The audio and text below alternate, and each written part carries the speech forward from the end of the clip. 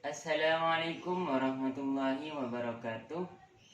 Perkenalkan, nama saya Ervandi, bisa dipanggil Ervan atau Fandi. Saya di sini sebagai pemateri pertama akan menjelaskan tentang pengertian problematika morfologi dan ragam tulis. Assalamualaikum warahmatullahi wabarakatuh. Perkenalkan, nama saya Nur Badriani. Di sini saya sebagai pemateri kedua akan menjelaskan tentang kesalahan berbahasa pada tataran morfologi. Pengertian problematika morfologi. Problematika morfologi merupakan suatu ilmu yang membahas terkait sesuatu yang sulit dipecahkan dalam seluk-beluk kata mengenai masalah-masalah morfologis. Kesalahan berbahasa adalah penggunaan bahasa yang menyimpang dari kaidah bahasa yang berlaku dalam bahasa namun tidak dipandang sebagai pelanggaran berbahasa. Seperti kesalahan dalam penempatan afiks yang tidak tepat pada gabungan kata. Kesalahan berbahasa pada tatanan morfologi meliputi yang pertama penghilangan afiks. Dalam berbahasa, penghilangan afiks yang meliputi penghilangan prefiks meng, ber.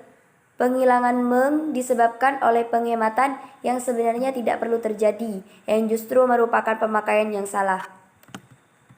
Yang kedua, bunyi yang seharusnya luluh tetapi tidak diluluhkan.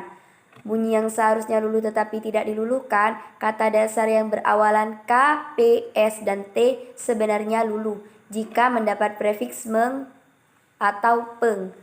K menjadi eng, P menjadi m. Yang ketiga, penggantian morf. Morfem adalah bentuk bahasa terkecil yang tidak dapat dibagi menjadi bagian-bagian yang lebih kecil. Misalnya kata putus, jika dibagi menjadi pu dan tus, pu tidak mempunyai makna, tus juga tidak mempunyai makna. Sedangkan morf adalah bentuk terkecil dari morfem yang belum diketahui statusnya dalam hubungan keanggotaan terhadap suatu morfem, seperti bentuk kata meng dalam kata menggali. Yang keempat, pemakaian afiks yang tidak tepat. Morfem terikat dengan yang bukan kata, bukan juga pokok kata yang memiliki kesanggupan melekat pada kata lain untuk membentuk kata baru. Sedangkan penggunaan afiks yang tidak tepat seperti prefiks ke, sufiks ir, dan sufiks isasi. Yang kelima, penempatan afiks yang tidak tepat pada gabungan kata.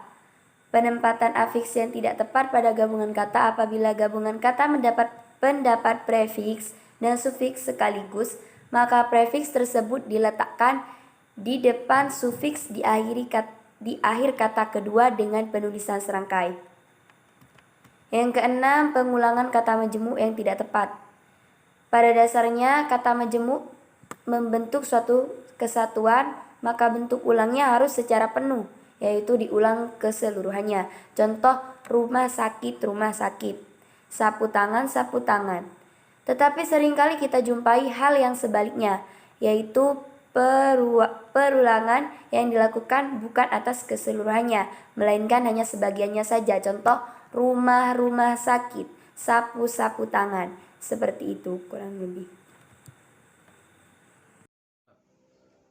Selanjutnya yaitu ragam tulisan, yang mana di dalamnya terdapat suatu problematika bahasa Indonesia yang berkaitan dengan ejaan bahasa Indonesia.